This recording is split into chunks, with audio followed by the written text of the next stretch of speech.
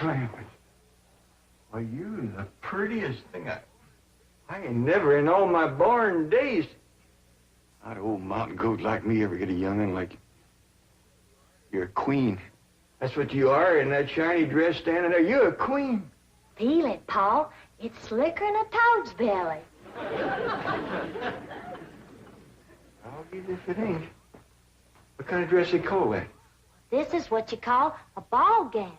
A ball gown? Well, you's even catching on to what they's named. Well, Miss Hathaway, she pinned a piece of paper onto every dress she got me, telling what it was for. You better tote along the shotgun and keep fellas away.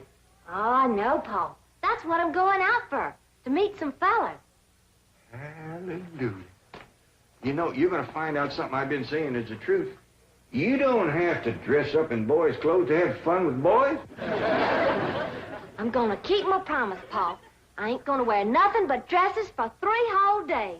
And I'm going to keep my promise, too. If you don't have just as much fun as you did climbing trees and wrestling, you can go back to wearing your pants and shirt. Goodbye, Paul.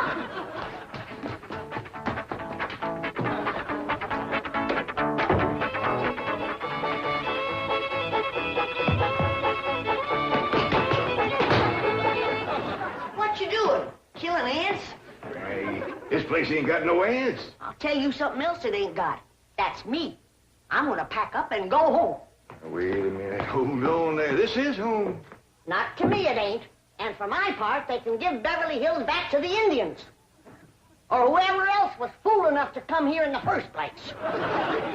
Come on, let's go in here and sit down, and we'll talk this whole thing over. You just got your back up because the police made us get rid of all our cows and pigs and chickens and stuff. Well, that didn't help none. But if they don't allow folks to have stock, why have they got that all-fired fancy stock pen down there? Well, Granny, it turned out that there was something called a tennis court. What in tarnation is a tennis? I don't know, but one of these days we'll get us a pair of them and go to raise them out there. Well, you go to raising them. I'm going back home, where I can get some good things in life, like hog jowls and possum shank. Now, hold on, Granny. Jethro's out hunting possums right now. He won't find none. I've been all over these Beverly Hills, and I tell you, it ain't easy. Climbing fences and walls and jumping over hedges to get around those cement ponds where there are a lot of half-naked women laying there smearing themselves with oil and yelling at you to get out, get out. I tell you, Jed, this place is full of the laziest, greasiest, unfriendliest mess of people I ever did lay my eyes on. Here's Jethro. Hi, boy. What'd you get? I got chased by a fellow with a club. Now, did you hear that, Jed? It says Beverly Hillbillies picking on a little boy like Jed. Come on, Jethro, load up the truck and let's head for home. Hold on. I think I know what's ailing you two. You're just plain old homesick. Well, I'm sick of this home, I can tell you that. Yeah, now I got a surprise. I've been kind of saving. I reckon now's good times any to let the cat out of the bag. We need pigs and chickens, and he gets us a cat. Now, that ain't the surprise, Granny. The surprise is Pearl's coming out here. Ma's coming out here? Yeah, and she's bringing your sister Jethrine. Hot diggity dog. Yeah, I wrote her a letter. I said, Pearl, I says, why don't you come out here and bring Jethrine? We got lots of room and plenty to eat, and we sure is a hanker to see you. Oh, boy. I gotta get us some possum now, because if there's one thing Ma and Jethrine likes, it's grits and possum shanks. You don't look particular cheered up, Granny. Jed, you might fool that boy with a story like that, but not me. What do you mean? Since when can you write letters? Granny, now, wait a minute. Wait a minute. Granny, I didn't write that letter by hand. Held the pencil betwixt your toes, did you? No, I wrote it by a new way. The banker's secretary showed me. It's called dictation. What's dictation? Oh, it's wonderful, Granny. You just talk, and she writes it down. She sure must write fast. Yeah, with a bad hand, too. She got a bad hand? This one, she calls it her shorthand. I don't care how many letters you dictate, Jed. Pearl ain't a-coming out here. Leastwise, not right now. Oh, sure she is, Granny. She's looking to find a husband for Jethrine. I'll tell you who Pearl is looking to get a husband for. Pearl. And I think she's got her cap set for that oil man that bought your swamp. Mr. Brewster? Why, he lives clean over to Tulsa. Yeah, but pumping oil brings him over to your place. And I'll bet you pigs to polecats that when he shows up, Pearl ain't fur behind.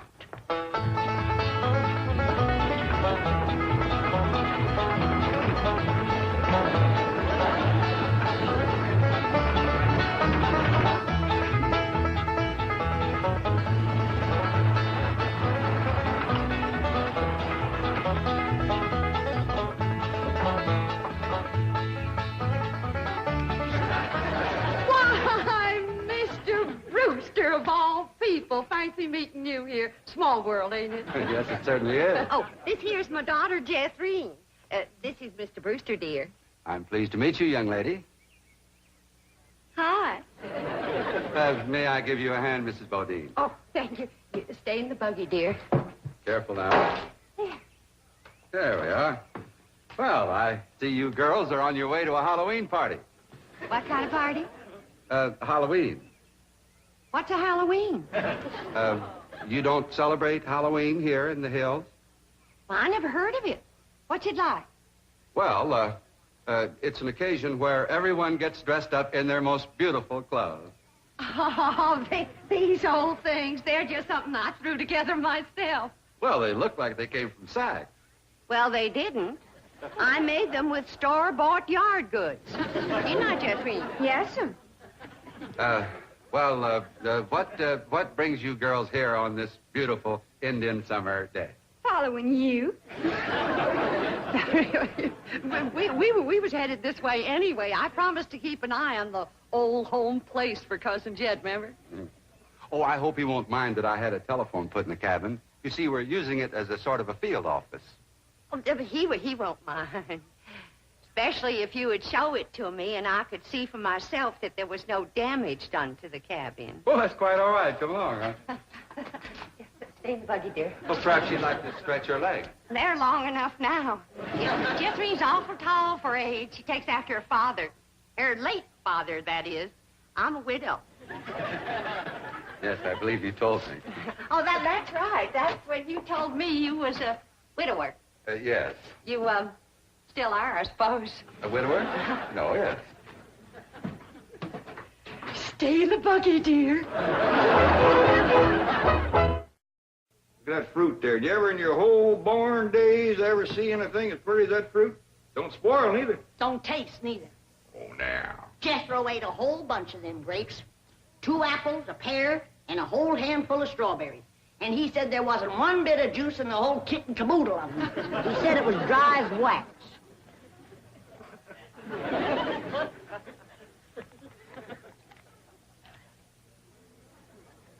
This is mighty dry and gummy.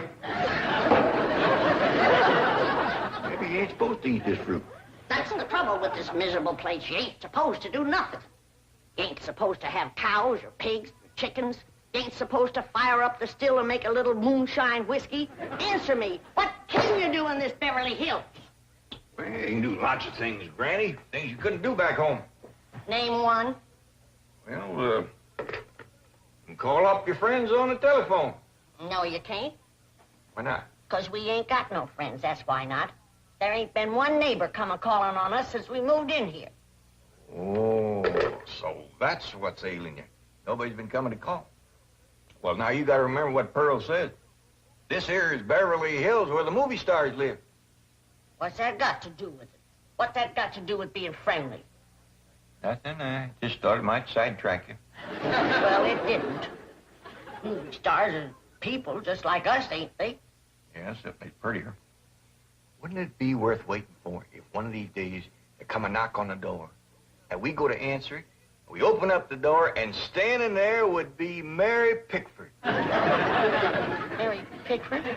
Yeah, with the golden curls hanging down her back and her pretty little rosebud mouth saying friendly things like, howdy there, I'm Mary Pickford. Oh, you'd say to that? I'd say, who's Mary Pickford? That's right. Granny, she's America's sweetheart.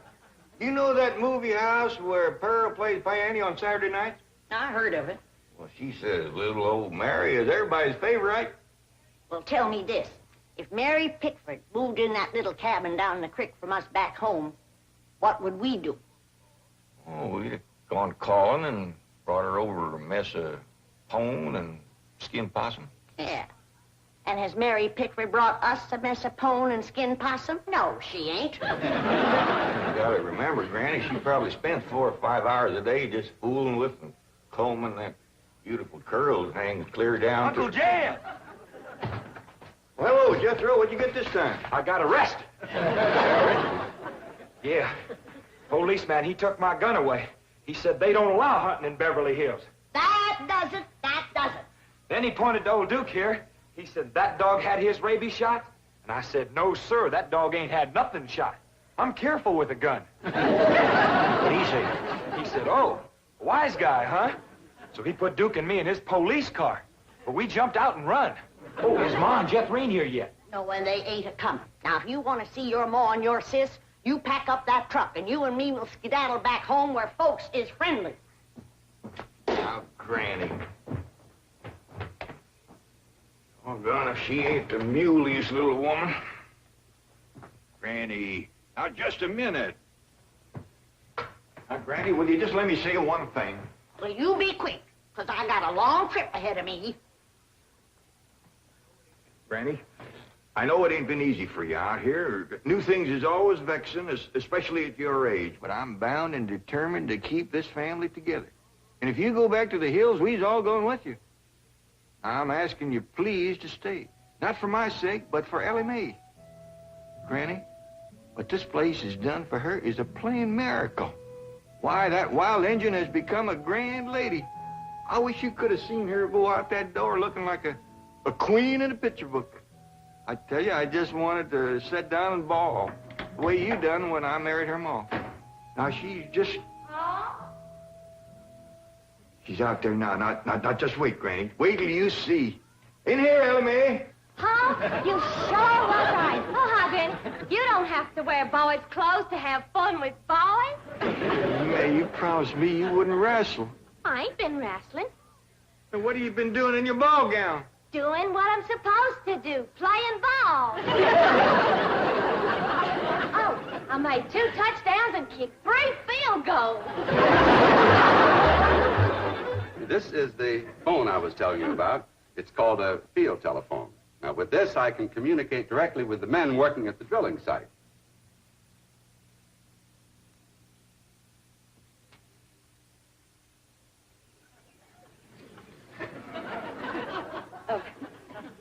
Any young men down there?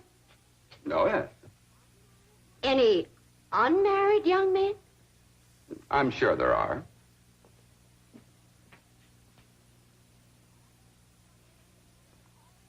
Any tall, unmarried young men? Well, they're probably all sizes.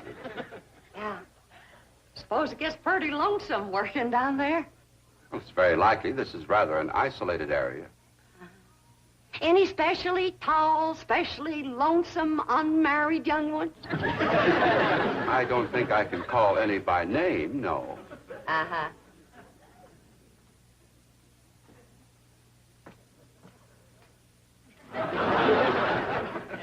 Well, I was just wondering.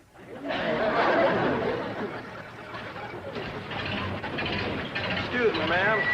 Could you tell me where the oil drillers are working today? Well, now. What have we here? Rebecca of Sunnybrook Farm. And pretty, too. Ooh-wee. I bet you're an armful of mama. I mean it, honey. I like big girls. You just do things to me. You carry me away. All right. Hey, what's going on here?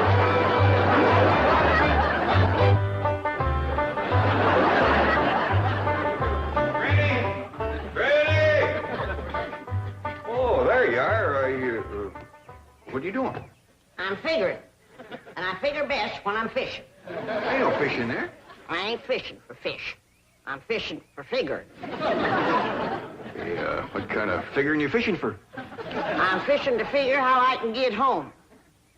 Now, Granny, I've been doing some figuring, too.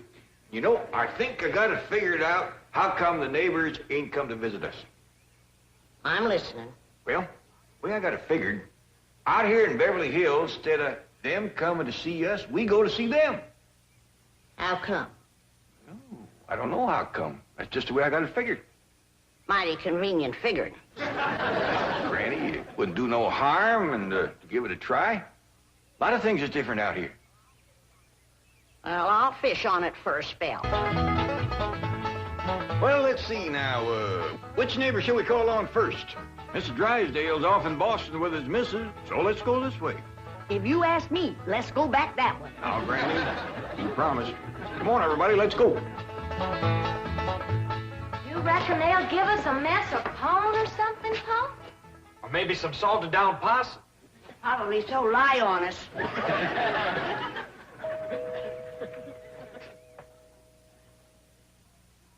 I'm not expecting anyone, Agnes. Oh, it's probably just some children playing trick-or-treat, ma'am. Howdy, ma'am. We's the Clampetts. You got something for us? Yes, bro. Aren't you rather big for this? Yes, ma'am, we are. In fact, I don't see how anybody gets through that little door. Just a minute. Come in. Come in and set a spell, as you folks say up in the hill. Well, thank you. We got a lot of calls to make. This here is Granny. Howdy. Hello? I'm my daughter, Ellie. Oh. My nephew, Jethro. Oh. And I'm Jed. Hello, Jed. I'm Agnes. Just call me Aggie. Mighty nice place you got here, Aggie. Oh, shucks, 'tain't nothing but a heap of bricks, but we call it home. Well, sure is nice to meet up with you. Oh, now, wait just a minute. I got something for you. Wait a second. Here you go, Granny, and Ellie, that's you, and Jethro, you and Jeff. There. Yeah, thank you. That's mighty neighborly of you. And you must come and see us sometime. Yeah, we'll go hunting together. Hey, Aggie, you like to play football? Love it. Well, there's a whole bunch of fellas that plays in the pasture down the way a piece.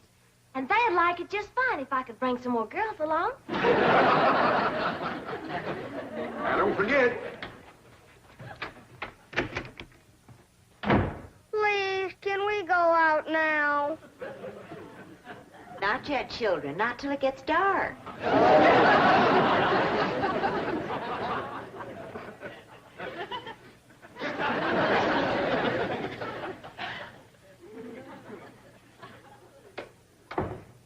Ain't that the most pitiful thing? Heart-rendering. Just heart-rendering. Nice-looking woman. Friendly as you please. But them young'uns is the homeliest I ever see. If she didn't want to come a-calling on us. Yeah. Reckon I'd stay home, too, if my kids looked like that. Kid, I ain't never going to say a bad word about nobody. I know what you mean. Diggies,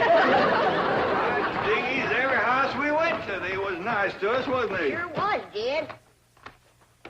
Hey, listen, everybody. I got an idea. Let's call up Cousin Pearl and tell her to come on out here. Uncle Jed, you can't call Ma on the telephone. Drysdale said we could call anybody we had a mind to. Well, Ma, she ain't got no telephone at home. Don't matter. She ain't never home nohow. The way I look at it, you can't never tell what you can do until you try. Don't forget to spin the wheel.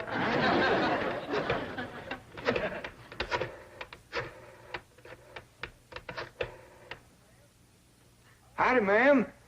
I want to talk to Pearl Bodine back in Oxford. That's right, operator. J.D. Clampett in Beverly Hills. Jed's sure gonna be surprised to hear me talking at him on this thing. Oh, they're ready to make the connection. Hello? Dad, that you, Dad? You betcha it is. Hello, Pearl, you old rascal. What you doing down there? Huh, there ain't Pearl. This here's Ellie. Jethro talk in a minute, but first I want to say something. You gotta come out here to Beverly Hills and bring Jethrine. If she can't get a husband out here, there ain't no hope. You ain't never seen so many homely young'uns in all your born days.